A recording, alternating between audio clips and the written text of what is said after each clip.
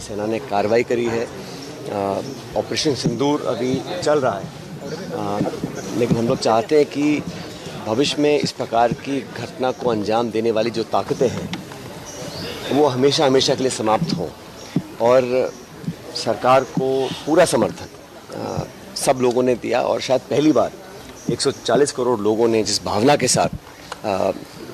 निसंकोच होकर ये कहा कि हम लोग हर हद तक जाने को तैयार हैं, लेकिन सीमा पार से लगातार आतंकी घटनाओं को अंजाम दिया जा रहा था और सेना ने जो पराक्रम दिखाया है, जो शौर्य का प्रदर्शन किया है, उसका कोई सानी नहीं है। और भारत की फ़ौज, भारत की जो सेनाएं हैं, आर्मी, नेवी, एयरफोर्स, उनको अब सब हम सलाम करते हैं। उनकी वीरता पर, उनके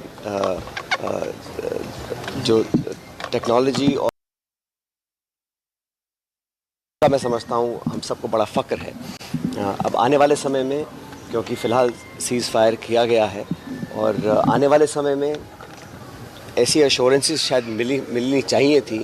कि भविष्य में जो पाकिस्तान को अभी IMF से बहुत बड़ा लोन मिला है, अमेरिका उनके साथ व्यापार करने की बात करता है, जो पैसा उस पाकिस्तान को मिलेगा, क्या भविष्य में वो दोबारा से इस प्रकार का दुस्साहस करने की कोशिश करेंगे? ये बहुत बड़ा सवाल है, क्योंकि बार बार, चाहे वो पुलवामा हो, पहलगाम हो, मुंबई में अटैक हो, बार बार हर जांच में पाया गया कि पाकिस्तान सीधे तौर पर नियंत्रण करता है, लोगों को भेजता है, टेरर फंडिंग करता है। तो भविष्य में ऐसा ना हो, इस प्रकार की एश्योरेंसेस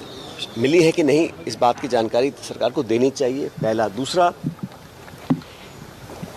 जो सीज़ फायर की घोषणा हो रही है वो अमेरिका के राष्ट्रपति कर रहे हैं और पहली बार हम लोग, हमारा मुद्दा आतंकवाद है, लेकिन जानबूझ के कश्मीर के इशू को चर्चा में लाया गया है। और मुझे बड़ा खेद है कि अमेरिका के राष्ट्रपति, अमेरिका के उपराष्ट्रपति, अमेरिका के विदेश मंत्री, जब उन्होंने इस पूरे प्रकरण की चर्चा करी है, एक बार भी आतंकवाद शब्द का इस्तेमाल नहीं किया। और पाक समर्थित आतंकवाद जो पूरा विश्व जानता था, आज उस पर चर्चा बंद हो गई है और ना जाने कहाँ से कश्मीर पर मध्यस्थता, कश्मीर पर चर्चा हो गई है। 1994 में नरसिम्हा राव जी की सरकार ने सर्वसम्मति से दोनों सदनों में ये प्रस्ताव पारित किया था कि POK, पाकिस्तान अधिकृत कश्मीर, भारत का अभिन्न हिस्सा है और पाकिस्तान को वो खाली करना पड़ेगा। अब समय आ गया कि संसद का विशेष सत्र बुलाया जाए और उस रेजोल्यूशन को दोबारा पारित किया जाए, क्योंकि ये गलत फहमी फैलाने की जो कोशिश कर रहा है पाकिस्तान की तरफ से हो रही है, वो उस अपने इस काम में सफल ना हो सकें और दुनिया को पता होना चाहिए। पिछले